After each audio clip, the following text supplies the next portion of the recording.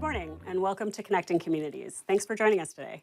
I'm Gabriela Chiarenza. I'm a senior writer for Fed Communities, and I'm honored to speak today with Federal Reserve Governor Michael S. Barr about community development at the Fed and how understanding communities' day-to-day experiences in the economy informs the Fed's work. So, Governor Barr, thanks so much for joining us today. It's really just a delight to be here with you. So Governor Barr took office as a member of the Board of Governors in 2022, and he currently serves as the Fed's oversight governor for consumer and community affairs. He brings to this role a wealth of experience and interest in community development, so we're really excited to talk today. So before we start the conversation, just a few quick notes. The views expressed today in this conversation are those of the speakers. They do not necessarily represent the views of Fed Communities or the Federal Reserve System. To help us stay focused on today's event, microphones have been muted and the chat and Q&A features have been disabled. But if today's conversation piques your interest, please check out fedcommunities.org, which is the Federal Reserve's home for articles and data and other resources on community development. You'll find the video and podcast recording of this session on fedcommunities.org within 2 weeks of this event. So, with those things out of the way, we're here today to talk about community development and the Fed. And when most people think of the Fed, they think of monetary policy or interest rates. But really understanding how people are experiencing the economy in their day-to-day lives, in their homes, their workplaces, their neighborhoods, is vital to the Fed doing its work in an informed way. So that's the focus of the Fed's community development function. Its work helps the Fed understand key economic indicators, so things like how are people feeling about accessing jobs and credit and banking services, what's impacting the affordability of housing and childcare, whether small businesses can get the staff they need or the operating capital to expand, and importantly, how families are feeling about keeping their household finances stable and secure and being able to save for the future. These are all things that fall under community development. So community development staff in each of the Fed's 12 regional districts spend their time really getting to know the ins and outs of daily economic life in those places, especially in low and middle income communities. And these teams, these wonderful teams, discuss economic conditions with local leaders and service providers. They talk with community bankers and small business owners. They learn from focus groups and survey input, and they track and report on crucial trends in local and regional data. So these are all things that sort of fall under our community development umbrella at the Fed. And then we have my team at Fed Communities, which talks with people around the country and lifts up these economic stories behind the numbers. And Fed policymakers like yourself spend their time visiting all these communities regularly and hearing from Americans about how they're faring in the economy. So this is all under our big umbrella of community development. But I think the big question is why? Why does the Fed do community development work? And what do we do with all of these things that we learn from communities? So that's what we're really hoping to talk about today. So with that, we'll jump into the first question for you. I wanted to start with a little bit about your background in community development. If you don't mind me quoting you back to you, you were in New Orleans a couple of weeks ago, and you mentioned in your remarks that this work is giving you the opportunity to get back into communities and talk with people, and that it's reminded you that America really is its communities, and that community development is essential to a thriving and prosperous America, which I certainly agree with. I think a lot of our colleagues would share that sentiment, but can you say a little bit about what community development means to you and how it's informed your economic work? Yeah, so the event that you're talking about in New Orleans, I was there to celebrate, to mark the 25th anniversary of the enactment of the New Markets Tax Credit, which is one of the areas I worked on early in my career when I was in the Clinton administration. And New Orleans has used a lot of these New Markets Tax Credits to actually, improve economic development and lift up local communities, including those who were very badly hurt by Hurricane Katrina. So it was, a really, I think, important thing to mark that. And it did remind me of my time when I started in this field, which is now 30 years ago. I joined the Clinton administration back in 1995. And at the time, the Treasury Secretary, Bob Rubin, really wanted to think about ways to expand access to credit and financial services for low-income families and to empower local low-income communities. And that was not an area that the Treasury Department was known for at the time. Yeah. But now it is. And what we did is we built up a whole range of supports that Treasury could use to help local communities in this way. So the original Community Reinvestment Act rule that we're operating under now was updated in 1995. We had a whole bunch of activity to strengthen the Community Reinvestment Act. We built something called the Community Development Financial Institutions Fund, which has been now for almost, 30 years now, providing support to local community development financial institutions around the country, whether those are loan funds or banks or credit unions. And we did a lot of work that became the New Markets Initiative, the New Markets Tax Credit and related initiatives. And I got to travel around the country with the president to try and explain why this kind of investment was so critical. And the work that I do now at the Fed is echoed back to that work then and my career along the way since. I've been very focused on the ways in which we can use the tools we have to help provide better access to credit, better access to financial services, better access to the kinds of supports that local communities need to thrive. And that mission is really a core part of the Federal Reserve's mission. So it really has, for me at least, come full circle. Great. Well, with that kind of background in community development, you're the perfect person to answer this question of why is community development one of the Fed's core functions? And when we say community development, maybe you want to mention a little bit about sort of what we put under that umbrella here at the Fed. Yeah, well, let me just start by saying, I think of the Fed's mission broadly as being about supporting a healthy economy.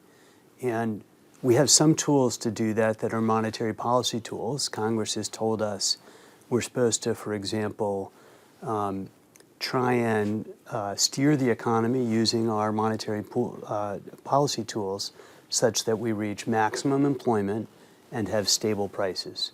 And that's what people usually call the dual mandate of the Fed. We also have other functions at the Federal Reserve. We have a community development function. We run the backbone of the payment system. We have really important work that we do internationally. There are all these functions that together make up the functions of the Federal Reserve. And a core important function within that is community development and consumer protection.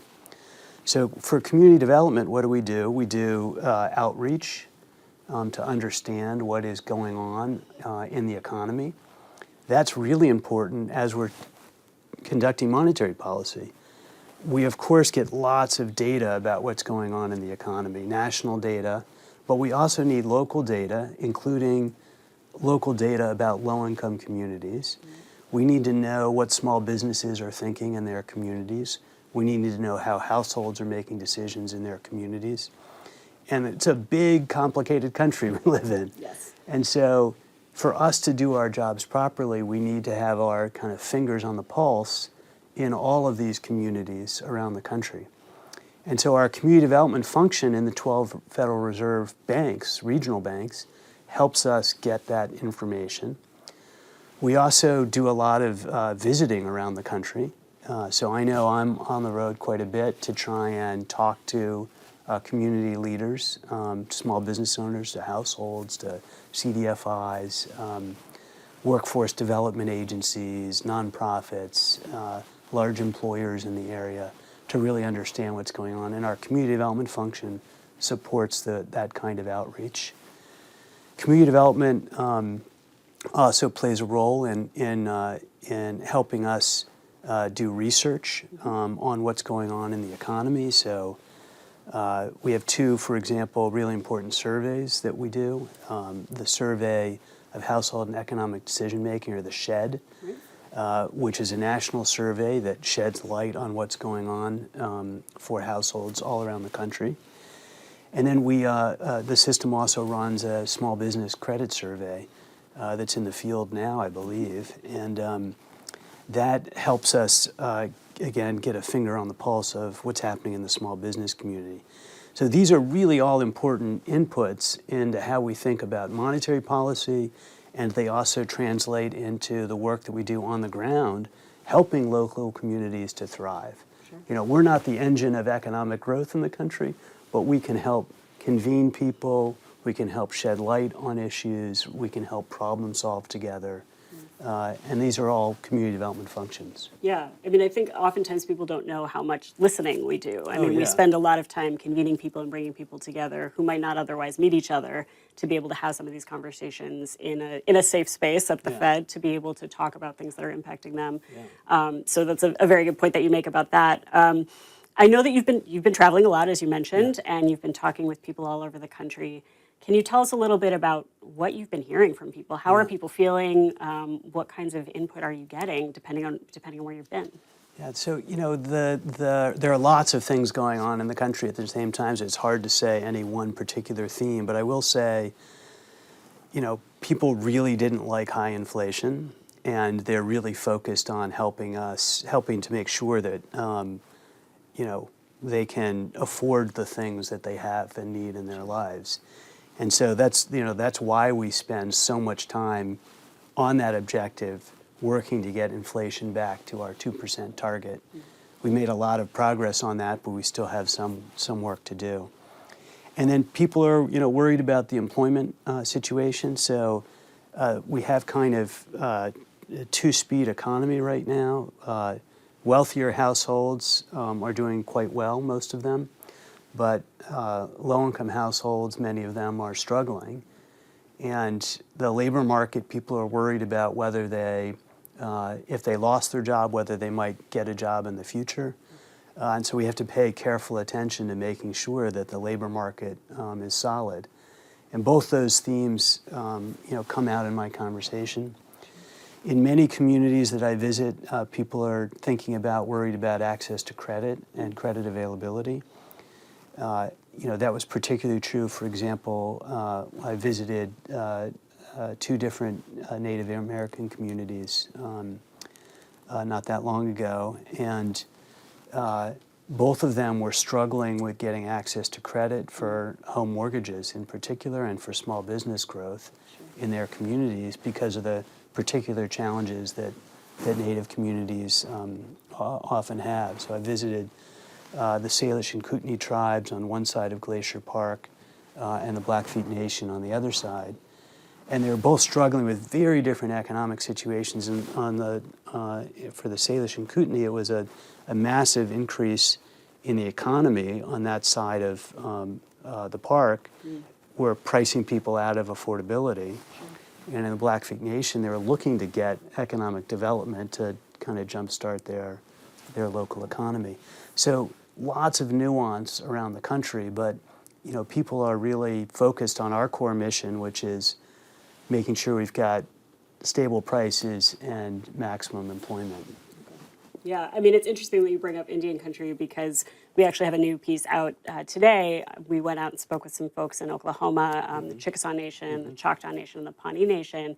And they have really been doing some very interesting things with how they're financing their tribal enterprises. We looked at healthcare in particular, and they're building these beautiful, really amazing healthcare systems. And they're open sometimes only to tribal members, but also often to others in the community. So they're getting innovative with how they're funding things like that. I wonder if you could speak to any sort of innovations you've seen out when you've been out in communities. We think of these communities often as being sort of underserved or struggling, but actually so many of them are innovative in their own way. So I wonder if you could speak to any of those things you've seen. Well, sure. Let me also say, with respect to Indian country, this year I got a chance to celebrate an important part of the community development function for the system, which is we have a center on Indian country economic development out of the Minneapolis Fed. And it was their 10th year anniversary, and I got to meet with tribal leaders and economic development leaders around the country who came to celebrate this moment. And that center has been providing really essential research on what's going on in Indian country so that we can make better decisions, understanding, again, all parts of the country, and also local leaders can use that research to make progress in what they're trying to do on the ground. And one aspect of that research on innovation is focused on the role of CDFIs in Indian country. And there are lots of institutions there that are, using culturally sensitive, appropriate techniques to reach out and provide the support to people that they need. I was recently in Atlanta and talked to small business leaders there about the work that CDFIs and other lenders were doing to support small business development, including through, I think, quite innovative use of incubators that provide not only help with access to credit, but also access to the skills that small business owners need to be successful. Oftentimes a small business owner is really passionate about the thing that they're good at, that they want to do, like, making pies. Right. But they may not have the full range of financial skills or accounting skills or other, cash forecasting skills and the like that they need. And so, CDFIs and incubators and local development organizations are helping to provide those kinds of skills to small businesses. When I was at Michigan, one of the things that I did is I worked with colleagues to set up the Detroit Neighborhood Entrepreneurs Project to help local businesses in Detroit get access to that kind of skills. In our case, it was a university partnership, so we had faculty and students working together to work with small businesses on that skill development, but there are other models around the country that provide that important aspect. And the third thing that this incubator was talking about in Atlanta is the third kind, I think, critical element beyond credit and skills is access to business opportunities. So, oftentimes for a small business to be successful, they need to have a network in order to get access to those sources of business opportunities. Sure. And they may not have access to that same network that a larger business or a more established business has. And so creating that kind of network opportunity is really quite critical. And when I was there, the head of this incubator was not there because he was trying to help pitch a few small businesses from that community to a very large retailer. So those are the kinds of things I'm seeing that are really, I think, pretty impressive. Great. Well, since you mentioned small businesses, they really are the cornerstone of the U.S. economy in so many places and so many communities. What are you hearing from small businesses specifically about sort of what they're dealing with right now, what their concerns are, and maybe what the opportunities are for them? It's really interesting.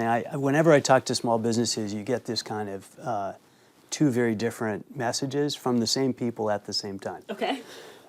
One message is it's really hard to run a small business. Sure, yes. Here are the barriers, here are the things going wrong, here are the things that are really difficult for me. I'm dealing with uncertainty, or I'm dealing with tariffs, or there's too much regulation, or I can't get access to the credit that I need. I can't get enough workers or the right skill set. These are all like things that small businesses struggle with. And then you also hear at the same time from the same people enormous optimism about the country and about their own business. Yeah. And I think that is reflective of, first of all, what it means to be a small business owner, because you have to be resilient and optimistic. If you weren't optimistic, you wouldn't run the business in the first place. But you need both those kinds of things. So I hear a lot when I go around the country from small businesses that are both those things, an incredible grit and determination to overcome these barriers and optimism about their future and the future of the country. Yeah. And that to me is pretty great.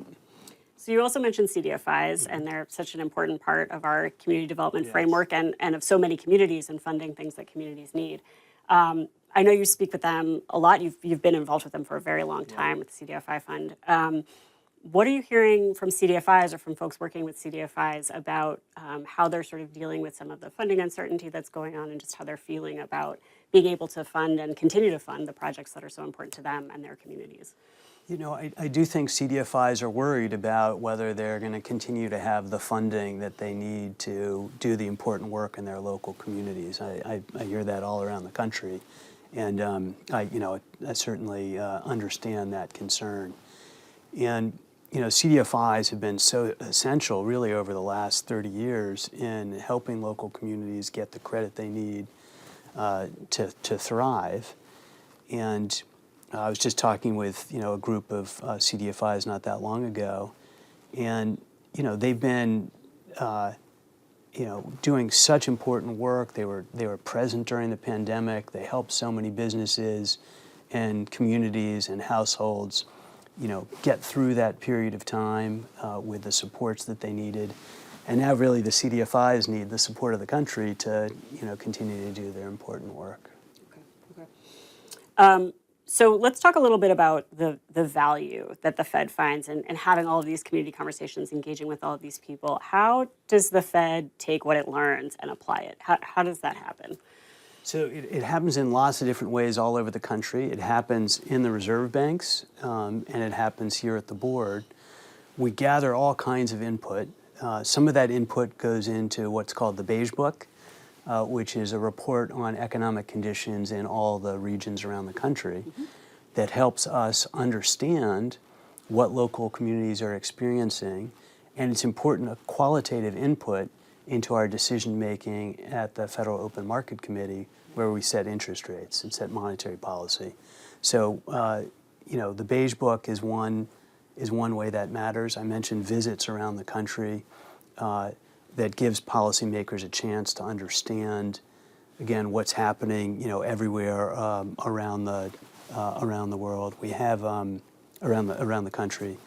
We have advisory councils that come in to see us that help us understand, have a more nuanced feel for what's happening. For example, in a recent meeting, we had a discussion about the impact of new data centers for artificial intelligence on local communities and the positives that's bringing to communities in terms of jobs and economic support and a tax base, and the negatives in terms of strains on the electricity grid and schools and roads and the like. So having that kind of nuanced feel, I think, is really critical.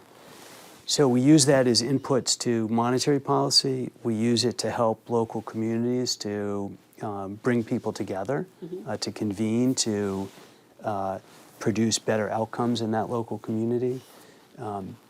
Reserve banks around the country have different areas of focus that they often do to do that, whether it's childcare or focused on the affordability of homes and rental units. Affordability is obviously a key issue for many people in the country right now, and we're able to help shed a light on those affordability concerns, and sometimes we can even develop tools that help address those concerns. So there's, for example, recently, staff from the Federal Reserve System developed a tool that helps match workers with available jobs. Right. And firms with available workers. Yeah, and that's occupational mobility. Yes, yes, exactly. It's been very, very popular and helping a lot of people. And so, we're using that, and firms and employers are using that, and we also see, some large job matching entities starting to use this kind of tool. So we can also, step in, and we're not finding jobs for people, but we are providing a tool that helps workers and firms better match. Yeah, and we have a lot of those tools that are being built across the system that are really actively helping people in communities. Another is the Atlanta Fed's benefits cliff tools that they use with communities around the country, and we get to talk with a lot of folks who've been using those tools and also just dealing with that issue of benefits cliffs when you get a new job and then you're making too much and you lose some benefits. Right. And it's still not enough to sort of make ends meet. And learning how difficult that can be to navigate, having these tools has really helped people be able to work with a counselor and be able to figure out how to take that opportunity and get a better job. So so it's really exciting to see that our community development staff are doing things that are not just interesting to them, but also really useful in the community. I know another thing that we really depend on a lot to sort of find out what's happening in communities is our advisory councils. Who are the kinds of people who sit on those councils? And we have them here at the board and then also across the districts. And what kind of insights do they bring? How is that helpful to you all? Well, so we have lots of different, we have a number of different advisory councils. One of those advisory councils is community development focused. And within that council, there are people from all different kinds of organizations. So some of them are CDFIs that are operating in different reserve banks around the country. We have state or local government actors sometimes participate in that as well to get a sense of how those organizations are using strategies. We have, affordable home builders. We have people whose expertise is in one or another particular area, like say childcare. We sometimes have academics in a mix on those advisory councils. So it really is, we're trying to get a feel. You can't get full representation, but you get a better feel if you have people from diverse backgrounds to participate. One of the other things that the community development teams have been building out in some of the banks is place-based initiatives, and so working places and Advance Together. Do you want to say a little bit about sort of where those came from and what they've been doing in their communities? Yeah, so I mentioned before that each reserve bank tends to have an area that they're particularly focused on that usually comes from the bottom up, from the local community's interest and areas where they see opportunity to provide support. So that kind of approach allows the Federal Reserve, which is a big institution, to operate in a local level and a level that is attuned to the particular needs of the community. So I visited the Boston Fed's Working Cities program. We went to East Hartford and had a roundtable that was mostly focused at that particular juncture on workforce issues and childcare issues, and trying to help people navigate that space. I visited with the Dallas Fed with Lori Logan in a community in South Dallas that was trying to overcome the severe economic challenges of that community that's just a few miles south of the main part of Dallas. I went with Raphael Bostic to the Mississippi Delta and explored how rural communities are facing challenges trying to attract jobs at a time when population is moving away from the Delta. But you saw thriving communities. We went and had a terrific roundtable with entrepreneurs in Clarksdale, which is in the Delta, where I had been 30 years before with President Clinton to advocate for the new markets tax credit. So it was interesting and fun to be back 30 years later and see the work that was going on in entrepreneurship and economic development in that city.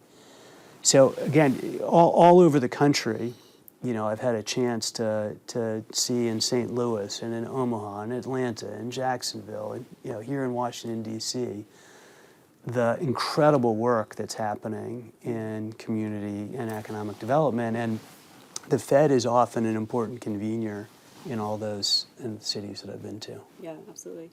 So you mentioned that you're very interested in sort of access to credit, and there's been a lot of work done across the system as well on banking deserts and just making sure that communities like some of those in Indian country and other places around the country and rural places that just have poorer access to banks and to financial services. What has that work meant to the system, and how is that sort of helping people figure out where there might be gaps to fill so that people really do have access? I think it's really critical. I mean, financial inclusion is an area that I've worked on for 30 years now, and I'd say there's been a lot of progress over the last 30 years in terms of bringing more people into the banking system and providing accounts that are better tailored to the needs of low and moderate income people. There's a big movement around the country now, for example, the Bank On movement that the Cities for Financial Empowerment runs, that helps to make sure that there are safe and affordable bank account options for low and moderate income consumers. And many, many banks around the country have signed up to offer these accounts. And the Federal Reserve System helps to track how that progress is going and what work can be done. The work on banking deserts helps to isolate and understand where there's less progress that's been made. There's been a lot less progress made in Indian country. There's been less progress made in low-income rural communities, for example. And so if you're able to help target and shine a light on that, then banks can see, okay, well, I might be able to serve this community better. And the CDFI world has done a lot to try and move into those banking deserts, sometimes where, when we were in the Delta, one of the very small towns that we went to was a beautiful spot that where two railroads met back in the day, and there's a famous jazz song that came out of that town. So we were there, to see what was going on in that community, and all the banks had left, but a CDFI had recently come in, taken over a former bank branch, Wow. and revitalized it.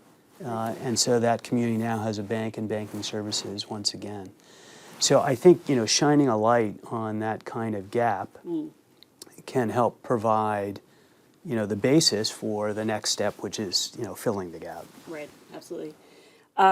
So I just want to talk a little bit about some of since you've been involved with community development and with financial inclusion for so long, sort of how you've seen those things changing over time. So especially lately with some of the major shifts to things that have been in place for a long time, how are you seeing those shifts happen, and what are people doing to sort of react to how like traditional models of doing community development or funding certain things might be shifting?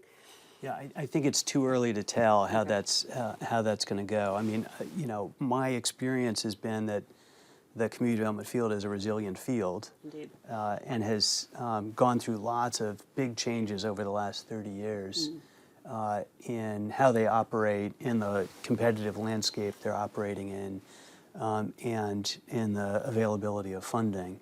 But I think it's too early to see how the field will adapt and change in the next few years. Sure. Another thing that we keep an eye on and do a lot of work with is the Community Reinvestment Act and how CRA is changing and being applied. Can you say a little bit about how the Fed is thinking about CRA these days? Well, I think the Community Reinvestment Act remains a really critical tool to help ensure that banks are meeting the credit needs of low and moderate income communities. And that's been the case since its enactment in 1977. It's a particular kind of way of shining a spotlight on these community needs. And you've seen lots of innovation by banks and community groups working together, using the Community Reinvestment Act as a way to bring them together. Sure. And those kinds of partnerships have resulted in more financial inclusion, more people being brought into the banking system, better bank account products, more investment in CDFIs, investments in the low-income housing tax credit, investment in the new markets tax credit. So it's really just an absolutely critical tool.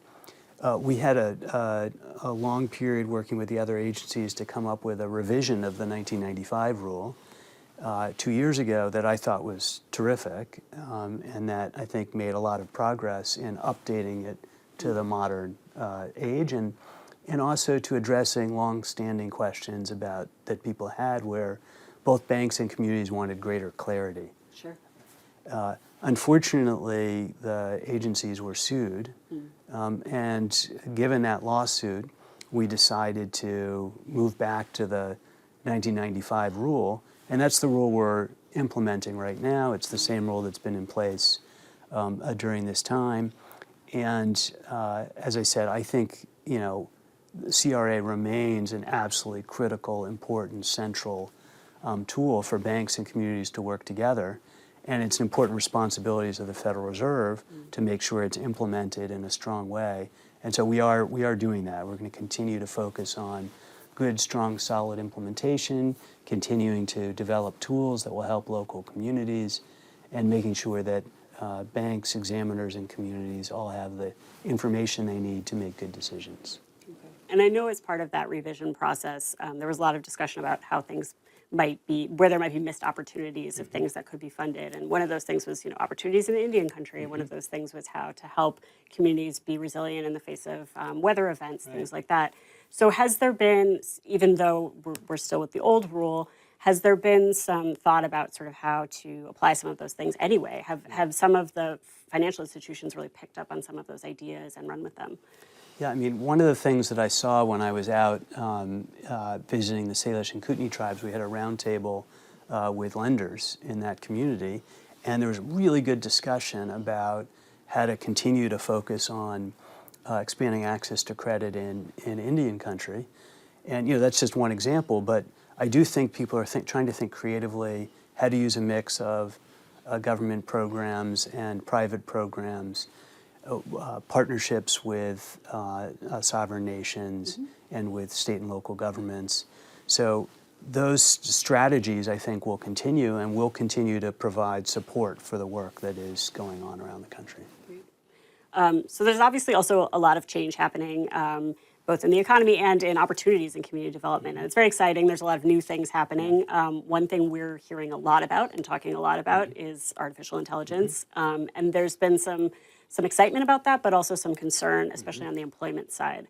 So I'm wondering what you're hearing about that and sort of how the Fed might be thinking about AI and employment. Well, each of us do a lot of thinking about artificial intelligence and its potential effect on the community. You know, one thing to keep in mind is artificial intelligence has been around for many, many, many decades. The big change is with the advent of generative AI and its widespread distribution when ChatGPT basically went live 3 years ago. That sparked a massive increase in the use of AI, and it moved from a province of kind of specialized AI-focused companies or units within the largest firms to something that a wide range of the human population could have access to. Right. That was a very significant change in the potential uses of artificial intelligence. And generative AI has some features that make it likely to be quite a transformative technology. First of all, it can be widely adopted. You need very specialized equipment to generate the models, but you don't need anything specialized to use them. So, you know, the fact that, you know, on my phone, I can use generative AI. I don't need to update the hardware. I don't need to do anything. Means that it can have and has had widespread, rapid adoption. It also has features that make it able to improve research and development, including its own research and development. Right. And that has, you know, very important potential for improving the productivity of the U.S. and global economies. And it might have widespread application in other realms. So people are using generative AI not only for things like coding, but also research and discovery in material science that may help us address issues of climate change or disease analysis and management that may help us find new cures or new strategies for helping people who are suffering. So it has enormous potential upside implications for the economy, but it also might be causing or going to cause severe dislocations.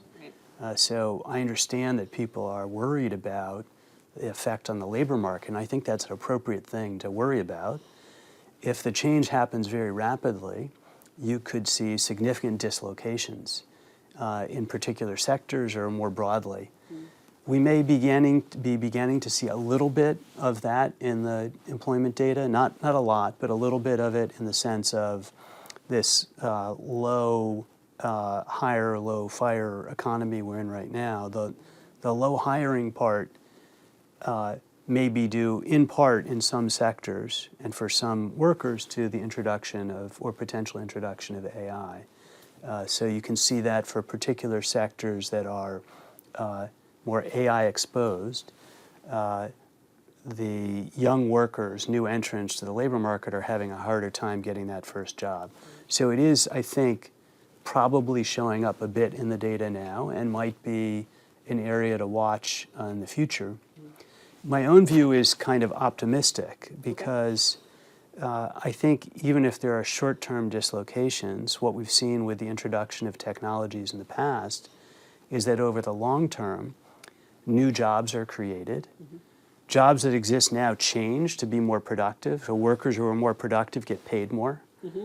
So it could increase real wages for people, could create new jobs for people in the future. And so I think in the longer term, I'm optimistic that the introduction of generative AI will help us grow better as an economy if we're attentive to the concerns people have about labor dislocation, appropriate training, making sure people are brought into the system and not left behind by it. Right.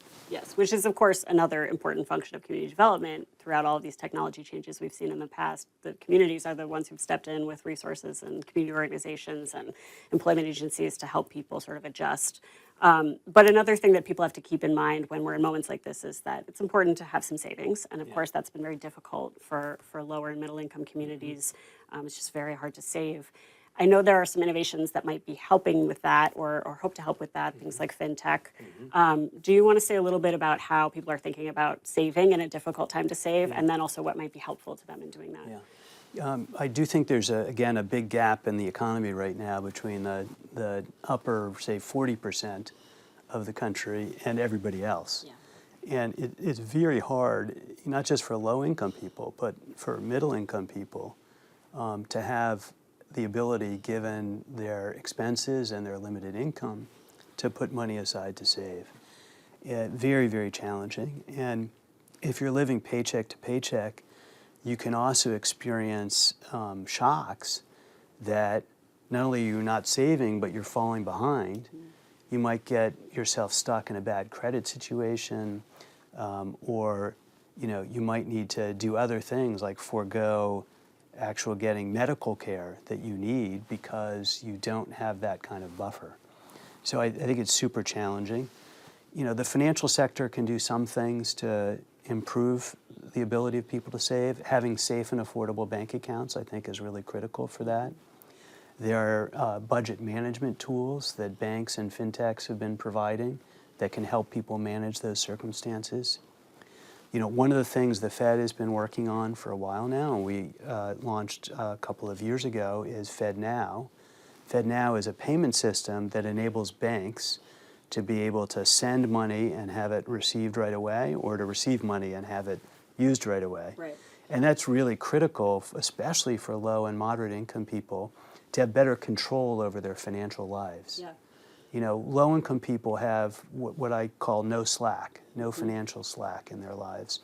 They don't have the ability to have that buffer if something goes awry. So if you have no slack, you really have to have control over your financial life. And with instant payments, you can have better control. So you can get the money that you're owed right away, and you can time your payments to exactly when you need to make them, so you can manage your budget more carefully. So I think once FedNow is widely adopted, which I hope it will be, that will be a help that banks can offer to their customers to help them better manage their funds. Great. So I've been in community development for about 20 years, which is less than you have, but I've a long enough time to really have spent some time talking with people in a lot of different kinds of communities. And one of the things that's really stuck with me over time is that we talk about these communities as being underserved or overlooked or under-resourced or struggling. And really, when you talk to them, you realize there are so many resources in these communities, and they're often in the form of people and ideas and really great things that maybe just need some capital behind them.